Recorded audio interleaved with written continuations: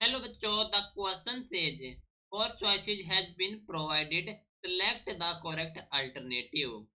Arrange the following steps in a sequential order to prove the law of length in a vibrating stress string.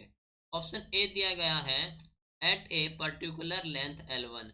The wire between the bridges vibrates with maximum amplitude and this is confirmed by the flying away of a small paper rider placed on the string. B.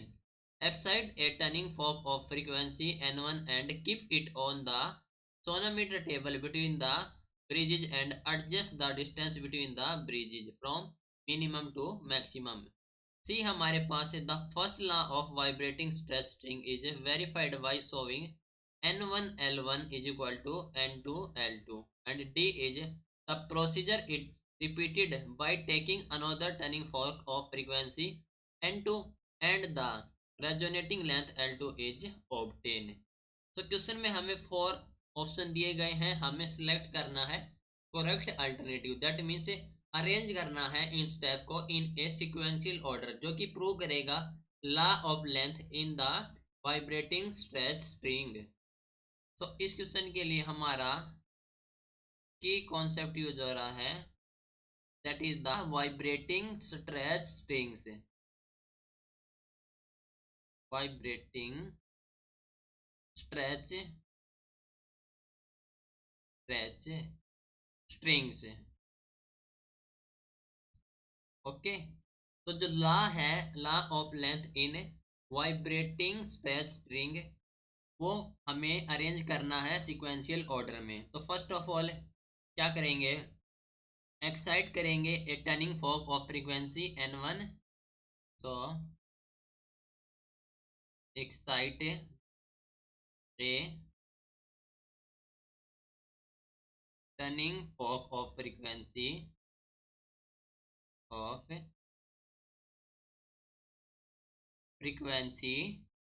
N1 and keep it on the sonometer table. Keep it on the sonometer table.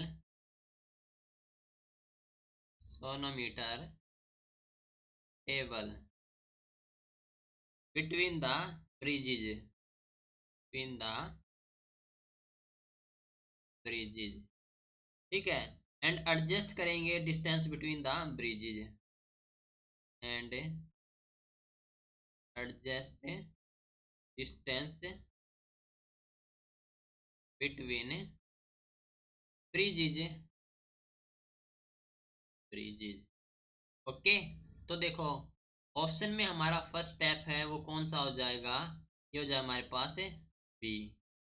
Okay, उसके बाद क्या करेंगे, at a particular length, at a particular length L1 the wire between the bridges vibrates, the wire between bridges vibrates with maximum amplitude, with maximum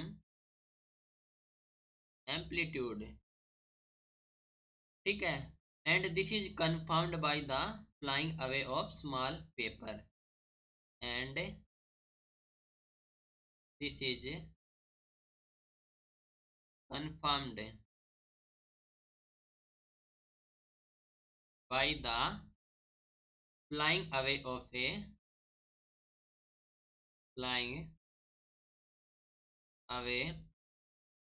of a small paper rider, small paper rider placed on the string, placed on string। Okay, so match करेंगे with the option, तो ये हो जाएगा हमारे पास step is A.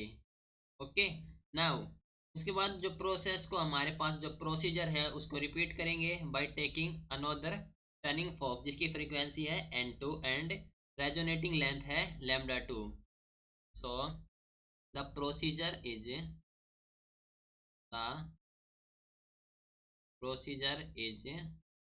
repeated, okay, by taking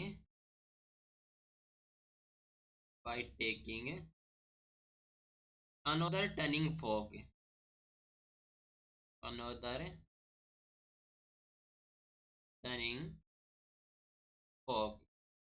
okay, जिसकी frequency है n2, जिसकी फ्रीक्वेंसी इज n2, एंड जो रेजोनेटिंग लेंथ है,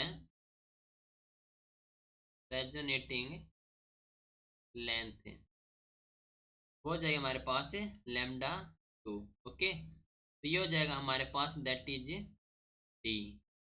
एंड फाइनली जो फर्स्ट लॉ है, the first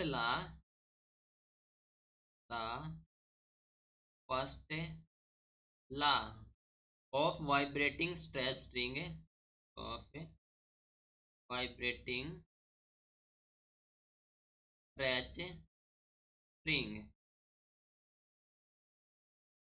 is verified, okay, जो कि शो करेगा n1 l1 equal to n2 l2, that means ये हो जाए हमारे पास ऑप्शन सी। तो जो हमारी सीक्वेंशियल ऑर्डर का जो पैटर्न फॉर्म हुआ है that is P A D C, okay. तो पैटर्न हमारे पास है पी ए डी सी। तो ऑप्शन मैच करेंगे तो हमारा ऑप्शन हो जाएगा option number A, P A D C. This is the correct sequential order to prove the law of length in vibrating stretch string, right? Hope you understood it well. Best of luck बच्चों, thank you.